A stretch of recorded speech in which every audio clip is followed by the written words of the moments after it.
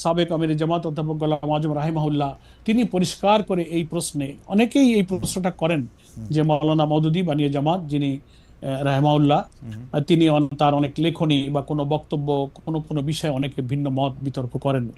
আমরা পরিষ্কার বলেছি যে তিনি একটা আন্দোলনকে প্রতিষ্ঠা করেছেন, তিনি কোরআনের তাফসীর লিখেছেন, তিনি রাসূলের সিরাত লিখেছেন, প্রচুর পরিমাণ ইসলামিক গ্রন্থ তিনি রচনা করেছেন। দুনিয়ার 40টিরও বেশি ভাষায় তার গ্রন্থ অনুদিত হয়েছে। হ্যাঁ, একজন লেখক, তিনি তো মানুষ। কোনো লেখার মধ্যে কোনো বিতর্কিত কথা, কোনো ভুল ত্রুটি হতে পারে। আমরা কখনোই মাওলানা মওদুদী রাহিমাহুল্লাহকে আমাদের ফিকার ইমাম মনে করি না। তিনি একজন মানুষ, তিনি একজন লেখক, তিনি গবেষক, তিনি একজন আলেম ছিলেন। দুনিয়ার কোন আলেম নিজেকে বলতে পারবে না যে আমার লেখনের মধ্যে, বক্তব্যের মধ্যে কোনো ভুল নাই। তো অধ্যাপক গোলাম আযম সাহেব পরিষ্কার বলেছেন, ওনার লিখিত বইয়ের মধ্যে এটা আছে, ইসলামী ঐক্য প্রচেষ্টা নামে একটা বই তিনি লিখে গিয়েছেন। সেখানে তিনি বলেছেন যে মাওলানা মওদুদী রাহিমাহুল্লাহ সম্পর্কে যেসব সমালোচনা হয়, হ্যাঁ, তার কোনো লেখনীতে যদি কোনো ভুল থাকে, সেটা যদি প্রমাণিত হয়ে আমাদের সামনে আসে, আমরা সেটা বাদ দেব, আমরা সেটা অনুসরণ করি না।